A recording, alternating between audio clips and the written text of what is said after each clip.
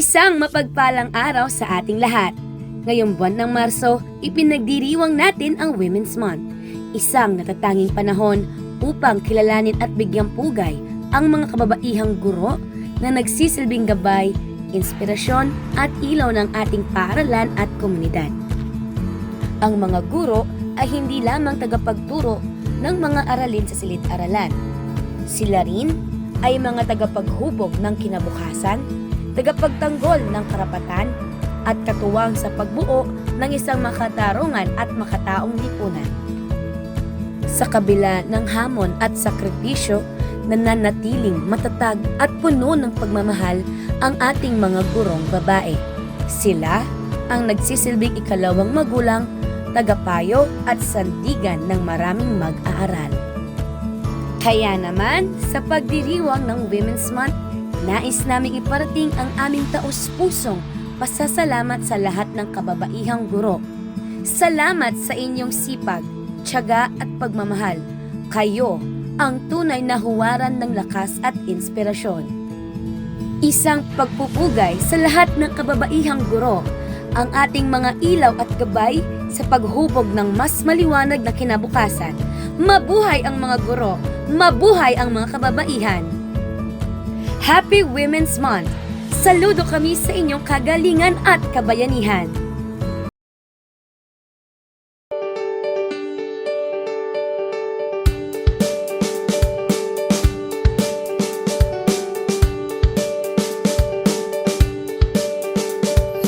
Anong nilalaman ng iyong puso? Yung mga mithing bilang babae, komplikado man ay laging positibo. Natanaw ang makabuluhang pagbabago, masuko ang karahasan at pang-aabuso. Malipol ang armadong tunggalian,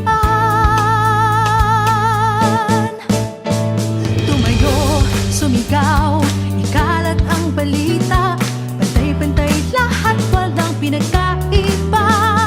Nararapat na ipaglaban ng tama, ang susi ay nasa atin, kababaihan.